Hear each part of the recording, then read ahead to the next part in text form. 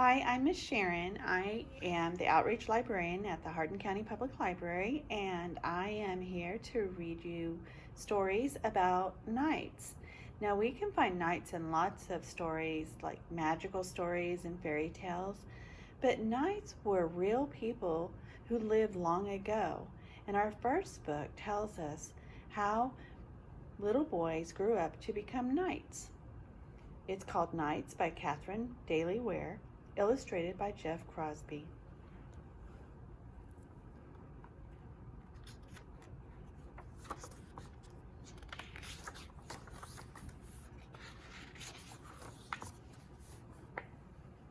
This is William. William lives in England. It is the year 1415, and England is at war with France. William's father is a knight. It is his job to help protect the people of England. Someday, William hopes to be a knight too. Knights are soldiers who fight on horseback. They wear heavy suits of armor to keep them safe in battle. William is 7 now. He is old enough to be a page. William says goodbye to his mother and his sister.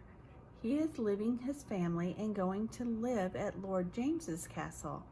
His father will take him there.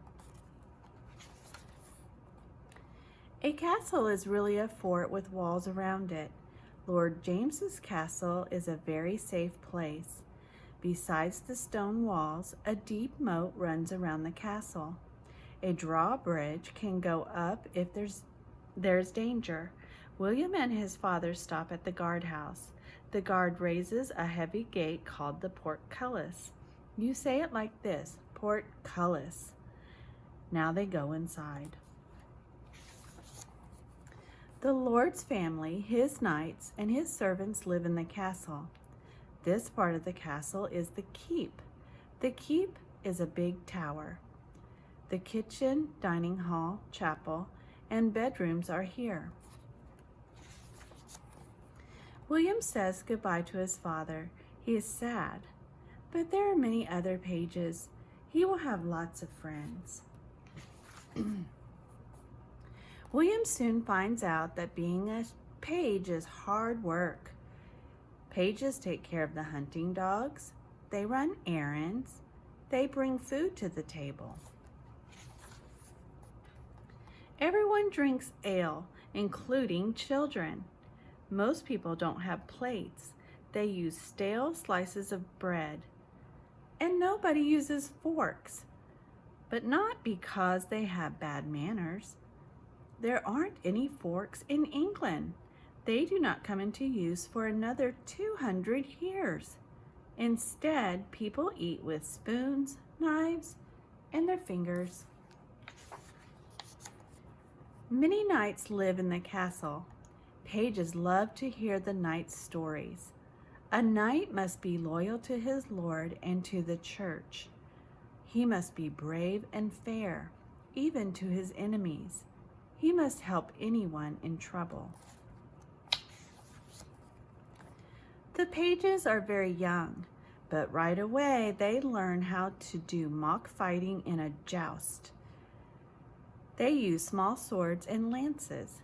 Here, William is tilting at the quintain. You say it like this, quintain. He must knock over a heavy dummy with his lance. But William forgets the most important part, to duck. The quintain swings around. William is knocked right off his horse. Here are some of the other weapons that a knight uses. Knights don't use slingshots. Only peasants use them. Pages also learn about armor. A suit of armor may have 60 pieces, and it weighs about 60 pounds. Even so, it does not feel heavy to wear. It just feels very hot inside.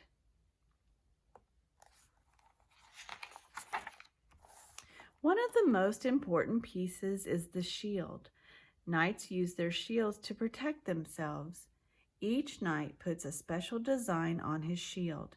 It is called his coat of arms. That way, knights can be told apart even in their armor. After William's father dies, his coat of arms will be passed to William. Much of William's time is spent training for war and learning to be a polite gentleman. Still, there is time for fun. Everyone enjoys games such as chess, checkers, and backgammon. William likes Hoodman's Blind best of all. It is a lot like Blindman's Bluff. Pages also learn to sing and dance and play the lute. Sometimes the pages go hunting with the lords and ladies. Everyone hopes to catch a stag. That's a male deer. Catching a boar or a wolf or a bear is good too. But nobody cares about catching a rabbit. That's for peasants. Lord James raises falcons for hunting small birds. He sets out on horseback. A hooded falcon sits on his wrist. When Lord James spots a bird, he removes the hood. The falcon goes after the bird. Then Lord James blows a whistle. The falcon returns to him, and a dog brings back the dead bird. Many times, troubadours, you say it like this, troubadours, come to the castle. They sing songs. They also tell stories about love and brave knights of old. Here is one of William's favorites, St. George and the Dragon. St. George was a young knight who set out to find his fortune. Soon he came to a town. A fire-breathing dragon lived nearby. The villagers had to give their children to the dragon, or else he would set the town on fire. At last it was the king's turn. His daughter was named Sabra, and she was very brave. She saw St. George coming to save her. She told him to save himself instead. Did St. George leave her? No. He killed the dragon with his sword. William hopes to be as brave as St. George someday. Today is a special day. There's going to be a tournament. You say it like this, tournament. A tournament is like a fake battle. Knights fight each other, but blunt weapons are usually used, not sharp ones. Everyone comes to watch. They cheer for their favorite knight, and each knight ties a scarf from his favorite lady on his lance.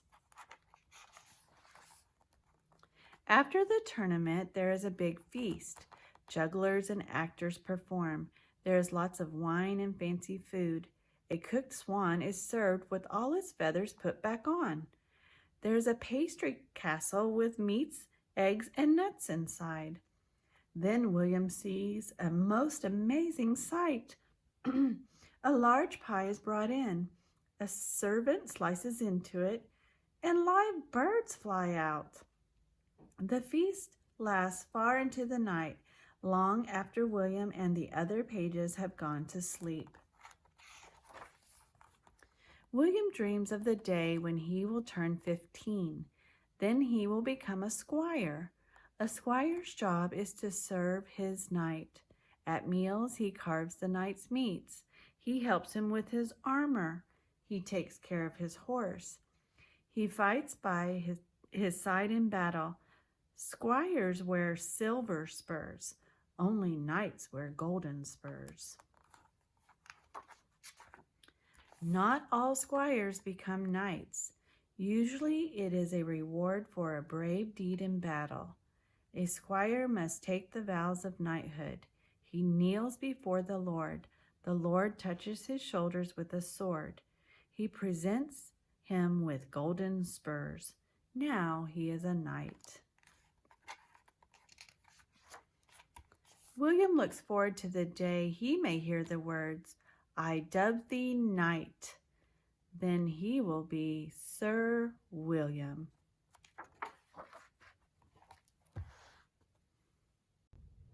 The Princess and the Three Knights by Karen Kingsbury, illustrated by Gabrielle Grimard.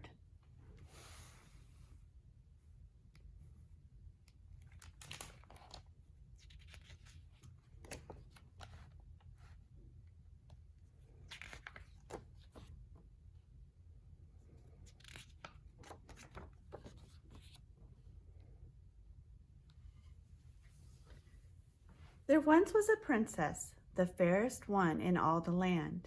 In the busy streets and cozy houses of the village, everyone knew about the great and rare beauty of the princess. The village children waited for her to pass by, just for a chance to look into her shining eyes. For you see, as beautiful as the princess was, her greater beauty came from within. Every eligible young knight was interested in marrying the king's daughter. Many wanted the hand of the princess because of her beauty. Others thought she could make them rich. The king decided that only a knight who treasured the princess for who she was on the inside would be worthy of her hand in marriage. For this reason, the king agreed to stage a competition to find the one knight with a heart as beautiful as that of his daughter. The competition would involve tests and challenges to determine which knights possessed great courage and strength, deep loyalty and kindness, and most of all, a deep faith in God. So the games began. The knights fixed houses and ran races. They found their way through the treacherous great dark forest outside the village. They lifted barrels of water and cleared fallen tree limbs from the king's field. They wrote essays on loyalty and faith. Over time, the list of potential husbands for the princess was narrowed to 3 worthy knights. One knight had passed all the tests, but the king sensed he was arrogant. Another was strong and brave, but the king felt that he was driven by greed. The last knight was loyal and kind, but the king still wasn't sure he was right for his princess. And so the king developed a final test, the most important test of all. The village sat on a hill near a sharp, steep cliff overlooking the sea. The king staged the final competition not far from this treacherous cliff. In a booming voice, the king announced, "This last competition is for horsemanship. You will pretend that the princess is riding with you and race your horse as fast and hard as you can straight for the drop-off.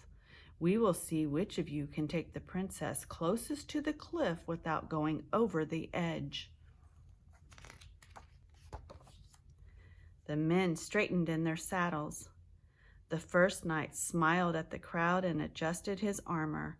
His heart was beating hard, but he refused to show his fear. The second knight glanced at the princess and imagined how rich he would be if only he could get his horse closest to the edge of the cliff.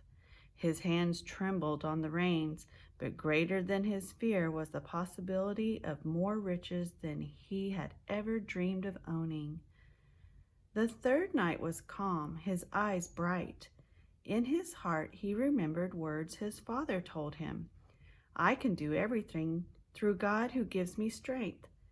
He quietly whispered these words over and over again. The crowd grew quiet in anticipation. The first knight gave a nod to the king. "I could get the princess within a foot of the edge of that cliff." A stirring of awe and amazement came from the village people. When the noise died down, the king raised his hand. "Very well," he announced. "Begin." With the wind in his face, the first knight tore across the field. The villagers held their breath as the first knight headed for the drop-off. With a pull on his reins, the first knight stopped his horse exactly 1 foot from the edge of the cliff. The villagers marveled at the feat and clapped for the knight. "Surely," one of them said, "this will be the man awarded the hand of the princess."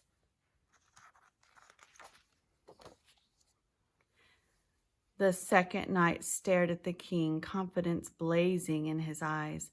"I," he said, "can take the princess 6 inches from the cliff without going over."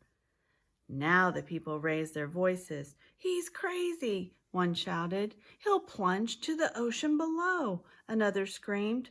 But the second knight silenced them. "I can do this," he said. "I can and I will." A hush fell over the crowd. "Very well," the king gave the command. "Away you go." The stallion burst across the field. Faster and faster the second knight flew towards the edge of the cliff until suddenly the horse and rider came to a grinding halt. "6 inches!" the second knight shouted. Measurements were taken, and, indeed, the knight had brought his steed 6 inches from the edge of the cliff. The princess stood a little closer to the king, her beautiful eyes wide and fearful. The crowd roared for the second knight. "Who could do better?" they yelled. "The second knight is a hero." As the town people settled down, the king turned to the third knight. "So tell me, young knight, exactly how close to the cliff can you bring the princess?" The villagers held their breath, waiting for his answer. For a long time, the third knight looked deep into the eyes of the princess. Then he turned back to the king. "Your Majesty, I love the princess. She is more precious to me than anything in the kingdom." He lowered his reins. "I wouldn't take her anywhere near that cliff." "That," the king shouted, "is the right answer. Only a knight who would protect my princess is worthy of her hand." He smiled at the young man. "And so you shall have the hand of my daughter." The princess felt her heart take flight, for this was love. When the time came, her wedding was a grand celebration for the entire village. Over the years, the knight protected the princess again and again. For the knight was brave and strong, loyal and kind, but most of all, his faith in God had taught him that true love always protects. He cherished the beautiful princess all the days of her life, and they lived happily ever after.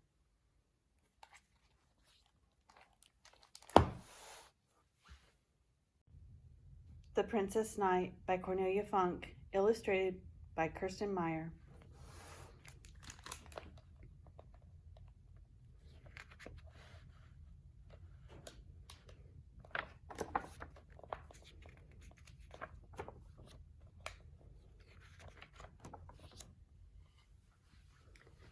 King Wilfred the Worthy had 3 sons. He brought them up just as his father had brought him up, and they were taught all the things he had been taught. He wanted them to be better than his best knights. They learned riding and jousting, fighting with swords, and good table manners too. They learned how to stride around proudly and how to shout very loudly. And, perhaps most important for princes, they learned how to give orders to the nursemaids, their servants, their dogs, and their horses. Then Queen Violetta had a daughter, but the queen died when the baby was born, so the little girl was called Violetta. No one would dare tell the king how to do anything, especially how to raise his little girl. So he decided to teach her the same lessons that he had taught his sons. Even though she was so small, she could hardly lift a sword at all. Her brothers teased her and called her names, Itsy bitsy little Vi, little girl can't hurt a fly. And they would boast that they were so strong even the most spirited horse would obey them. Then they'd strike the heads off practice dummies so hard that the heads would fly right over the castle walls. And they would laugh and laugh at their little sister as she struggled to mount a horse in her heavy armor, as if it were the funniest thing they'd ever seen. "Oh, Emma," said Violetta to her nursemaid one evening while Emma soothed the little girl's bruises, "I'll never be as strong as my brothers." "Not as strong, maybe, but you are 3 times as clever," said Emma sensibly. "Why not ask your father to stop teaching you all this silly fighting and to let you learn something else instead? Embroidery, perhaps, or weaving, or playing the flute, something useful?" But Violetta shook her head. "No, no, no," she said. "That would only make my brothers laugh louder." So Emma said no more, for she knew the princess was more determined than all the 3 princes put together. From that night on, Violetta slipped out of the castle in secret, while the rose gardener's son kept watch for her. She started to practice all the things her brothers could already do so much better. Violetta practiced in her own way, without shouting and without using her spurs. Indeed, she was very quiet about it, as quiet as the night itself. So while her brothers grew as tall and strong as King Wilfred's knights, Violetta, who stayed quite small, got better at fighting and riding every day. And her father's horses loved to carry her on their backs. Violetta became so nimble and quick that when her 3 brothers practiced jousting with her, their spears and swords just hit empty air. And the princess soon stopped laughing at her, and they stopped calling her Itsy Bitsy Vi. Then came the day before Violetta's 16th birthday, and the king asked to see her. "Violetta," said King Wilfred, "I'm going to hold a jousting tournament in honor of your birthday. The victory prize will bring the bravest knights in the land flocking to the castle." "What will the prize be, father?" asked Violetta, wondering which horse she would ride, which of her suits of armor would be the lightest, and which plume she would wear in her helmet. "The prize," said King Wilfred, "will be your hand in marriage. So put on your finest gown and practice your prettiest smile." Violetta turned as red as the roses beside the castle moat. "What?" she cried. "You want me to marry some dimwit in a tin suit? Just look at your own knights. They whip their horses and they can't even write their own names." Her father was so angry that he locked Violetta up in the castle tower all by herself. Not until the moon was shining high in the sky did the king tell Violetta's youngest brother to let her out. "Stop crying, little sister," said Violetta's brother. "I'll make sure to win the tournament myself. You certainly can't marry me." But Violetta shook her head and wiped her eyes on the hem of her dress. "Thank you," she said, "but I think I'd better just see to it myself." The next day, the field behind the castle was crowded with knights who had come to fight in the tournament. King Wilfred sat down to watch. Little did he know that it wasn't Violetta who sat beside him. It was her nursemaid, Emma. She wore Violetta's best dress and a veil over her face. The real Violetta had put on her blackest armor and saddled her favorite horse. She rode into the arena with the other knights and gave her title as Sir No Name. Trumpets sounded and the tournament to win the princess' hand began.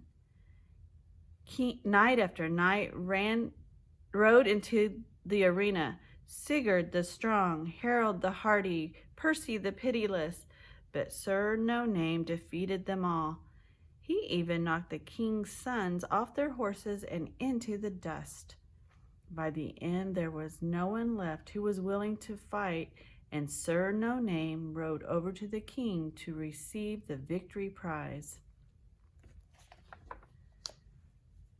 "Where do you come from, Sir No Name?" asked the king. "You have brought honor to your family, and my daughter should think herself lucky to take your hand in marriage." "Oh, I don't think so," Sir No Name replied, raising his helmet. "Hello, father," said Violetta. "What's the prize for a princess knight?" And for the first time in his life, her father, the king, was speechless. Violetta turned to the defeated knights sitting battered and bruised on their horses. "Very well," she said, "I shall choose my own prize. I hereby proclaim that no one will ever win Princess Violetta's hand in marriage without first defeating Sir No Name." Then she turned on her horse and rode away, far, far away. And she didn't return for a year and a day. And when she did, why, her father, King Wilfred the Worthy, gave her a horse as black as her armor. And nobody, not even her brothers, challenged the princess ever again. And who did she marry? Well, if you must know, many years later, she married the rose gardener's son and lived happily ever after.